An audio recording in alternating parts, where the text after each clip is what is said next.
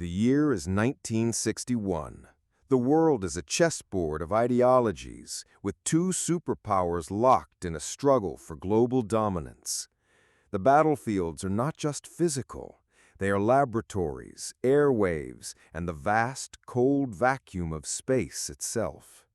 On April 12th, a voice from the heavens echoes across the globe, a triumph of technology and human spirit. It belongs to Yuri Gagarin, the first human to ever orbit the Earth. He is a global hero, a symbol of Soviet ingenuity and the ultimate face of a new era. His mission was proclaimed flawless, a perfectly executed journey that secured a historic victory. The Soviet Union celebrated, parades filled the streets, and Gagarin's face became a powerful propaganda tool, a testament to the superiority of communism.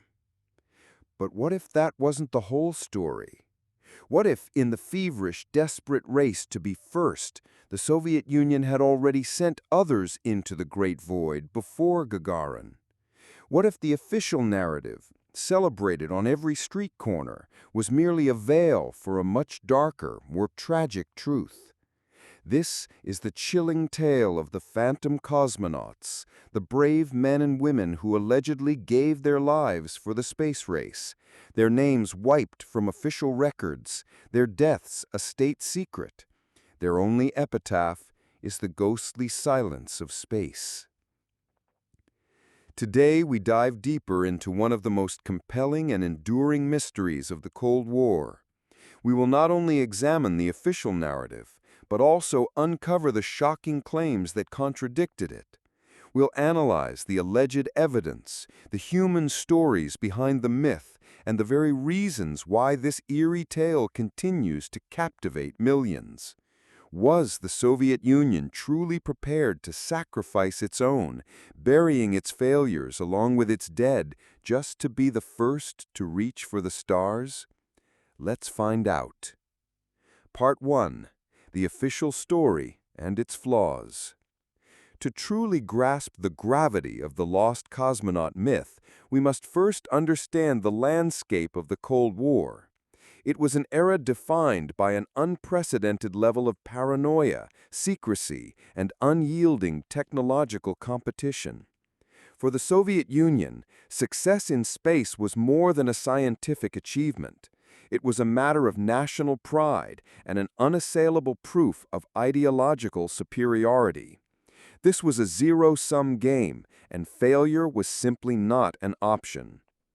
The Soviet space program, in stark contrast to NASA's public-facing approach, was a fortress of secrecy. Missions were only announced to the world if they were a resounding success. Failures, no matter how catastrophic, were meticulously buried.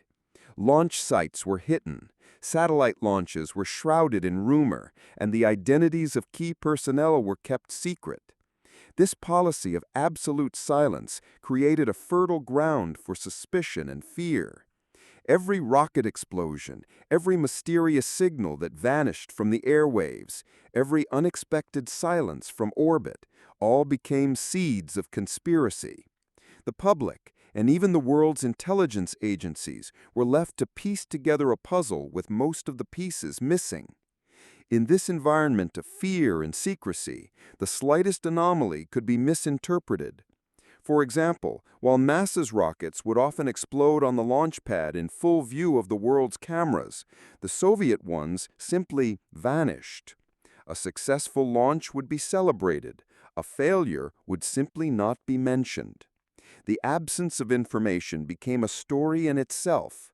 This led many to believe that the Soviets were not only hiding failed unmanned launches, but also concealing a much darker, more tragic truth: that they were sending human beings into space long before their technology was safe enough, knowing the risks were astronomical. The human cost, to the Soviet government, was simply a necessary price for victory. We now know, from declassified documents and later admissions, that the Soviets pushed their program to the very brink of what was possible. They sent animals, then a dummy, then finally Gagarin. But what about the flights that were never officially recognized? What about the cosmonauts whose names were never entered into the history books, their very existence a state secret? This is the story that gets truly chilling, because the only evidence we have comes not from intelligence reports or leaked documents, but from two young men with a homemade listening station and an insatiable curiosity for the unknown. Part 2. The Birth of the Legend. In the late 1950s, a strange and remarkable story began to unfold from a small, homemade radio shack in northern Italy. Brothers Achille and Giambattista Giudica Cordiglia were not spies, scientists, or government agents. They were simply passionate radio hobbyists. Using surplus equipment and a deep, intuitive understanding of radio frequencies, they built their own listening station, dedicated to tracking the burgeoning space race. They weren't looking for secrets. They were just captivated by the sound of history being made. But what they began to hear was far from the official communiques broadcast from Moscow. The brothers claimed to have intercepted a series of transmissions that seemed to be coming from the cold void of space itself, signals that went far beyond the simple beeps of a satellite. They meticulously recorded these signals and noted their chilling contents. The first, on November 28, 1960, was a garbled Morse code signal, a desperate plea for help. Their first truly shocking audio recording, however, was in February 1961. It was a radio conversation that they believed was coming from a Soviet capsule, but the words were haunting and raw. The supposed transcript, translated into English, was a cry of terror and desperation. "We are in the wrong trajectory. We are on the way to the sun. We are burning. We are burning. We are dying." The voices were filled with a panic that was palpable, a horror that resonated in their radio shack. These recordings, and others that followed, were the foundation of the Lost Cosmonaut legend. The Giudica Cordiglia brothers became the self-proclaimed chroniclers of a hidden history. They were ridiculed by some, but others were captivated. Why would two young radio enthusiasts in Italy lie about something so monumental? Their story gained international notoriety, fueling the belief that the Soviets had a graveyard in space, where men and women were sacrificed for a propaganda victory. The most famous and devastating of their alleged recordings took place just a few weeks before Yuri Gagarin's flight. They claimed to have picked up the heart-wrenching final words of a female cosmonaut. The transcript was filled with terror and despair. "I am hot. I am hot. I can see a flame. Am I going to crash? I am going to crash. Yes, I am going to crash." The voices were said to become more frantic and high-pitched as she realized her terrible fate. The recording was so raw, so filled with human emotion, that it was nearly impossible to dismiss. It painted a picture of a devastating human tragedy that the Soviets would never, ever admit to. Part 3. The Evidence and its Analysis. It's not just a collection of rumors. It's built upon what its believers claim is a substantial body of evidence that, while never officially confirmed, adds a chilling layer of plausibility to the myth. The first and most powerful piece of evidence is the Giudica Cordiglia brothers' audio recordings. Their audio was far more than just garbled voices. It was filled with the specific technical beeping of telemetry signals and the exact frequencies used by the Soviet space program. The recordings include cries of panic, signals of distress, and what sound like desperate final transmissions. For a long time, the authenticity of these recordings was difficult to challenge, as no one else had the foresight or the equipment to listen. The emotional weight of the audio was an almost irrefutable form of proof for believers. Another famous alleged incident is the story of Vladimir Ilyushin. The son of a famous Soviet aircraft designer, Ilyushin was a renowned test pilot. The rumors claimed that he was actually the first man in space on April 7, 1961, 5 days before Gagarin. The flight supposedly ended in a disastrous crash landing in China, which left him with severe injuries. The Soviets, unable to hide his injuries, simply claimed he had been in a car accident.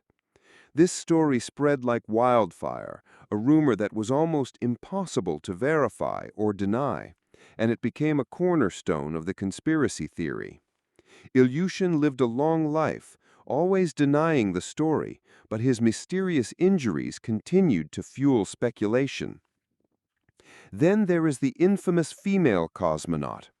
The recording that the Judica Cordelia brothers provided was so raw and filled with human emotion that it is still difficult to listen to without feeling a shiver. The voice, reportedly belonging to a woman named Ludmila, describes seeing a flame, a burning sensation, and the final realization that she is about to crash. The fact that the Soviet Union later flew a female cosmonaut, Valentina Tereshkova, only added fuel to the fire. Was Tereshkova the first, or was she just the first to return alive? This particular story, with its themes of lost female pioneers, has resonated deeply with the public. Beyond these specific stories, other phantom cosmonauts have emerged in the folklore. There's the tale of Ivan Istochnikov, a cosmonaut whose entire identity was allegedly erased from Soviet records. His picture was removed from official photos, and his name never appeared in a single history book. This was a particularly powerful story for believers until it was revealed that Ivan Istochnikov was a fictional character created for a book, a clever play on words that, when translated from Russian, means Ivan's source. Finally, there are the photographic proofs and documents that have surfaced over the years.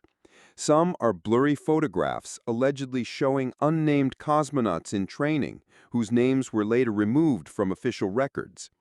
Others are purported Soviet documents detailing launch schedules that never happened and names of cosmonauts who never were officially recognized.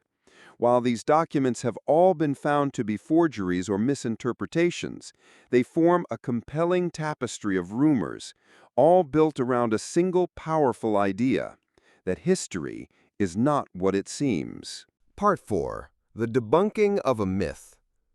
Despite the enthralling nature of these stories, the vast majority of historians and space experts dismiss the legend of the lost cosmonauts as a complete fabrication. The evidence, they argue, simply does not stand up to rigorous scrutiny. The most significant piece of evidence against the myth is the lack of any corroborating data. While the Judica Cordelia brothers' recordings are fascinating, they are an anomaly. During the Cold War, many radio hobbyists in both the East and West were listening in on Soviet signals. Yet, not a single other person has ever produced a recording that matches the level of detail or the chilling content of the brothers' claims. If a cosmonaut was truly screaming in agony as their capsule burned up, surely other, more powerful, professional listening stations would have picked up the transmission. The silence from all other sources is deafening. Furthermore, the scientific and technical details in the recordings have been challenged. Experts who have analyzed the audio have found that the supposed voices could simply be interrupted or corrupted transmissions. A common phenomenon known as crosstalk can cause signals from different sources, like a pilot's training audio or a simple radio broadcast, to overlap, creating the illusion of a conversation. The female cosmonaut recording, for instance, has been identified by some experts as a fragment from a training exercise, with the frantic voice belonging to an air traffic controller. The stories of the phantom cosmonauts are also contradicted by the official records. The cosmonauts who allegedly died, like Vladimir Ilyushin, were confirmed to be alive and well. The names that the brothers cited never appeared on any official training roster. In fact, many of the cosmonauts who died in training were not covered up.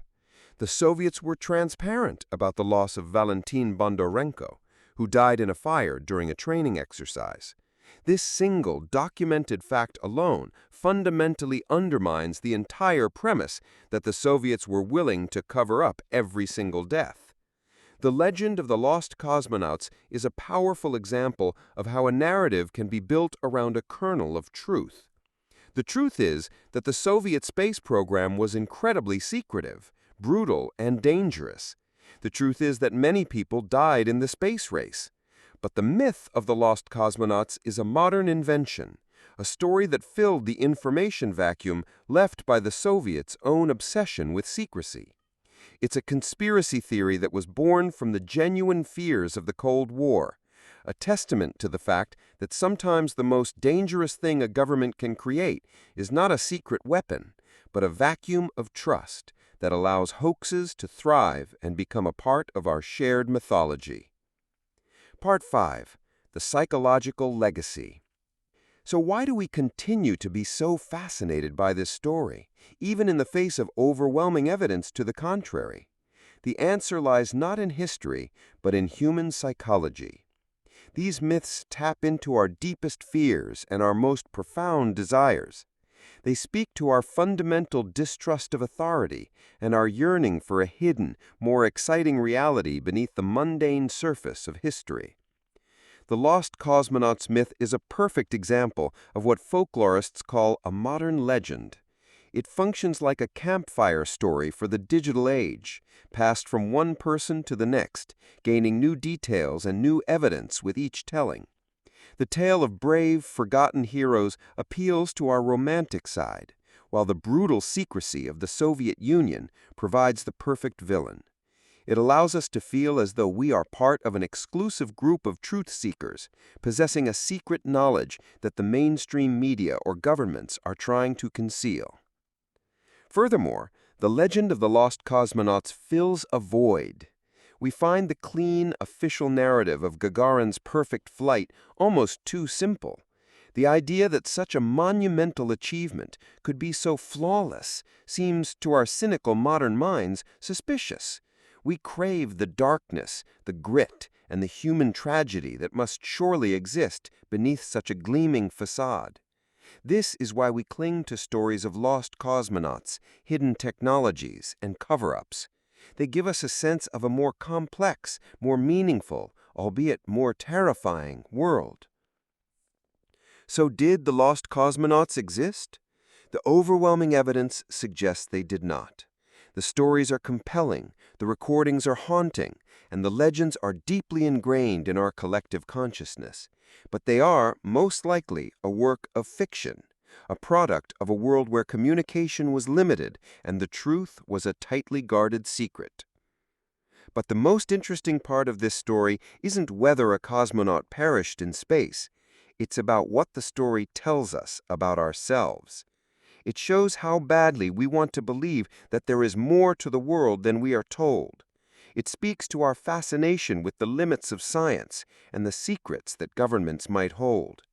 The Lost Cosmonauts is a powerful reminder that sometimes the most dangerous thing a government can create is not an impossible weapon, but a vacuum of trust that allows hoaxes to thrive and become a part of our shared mythology.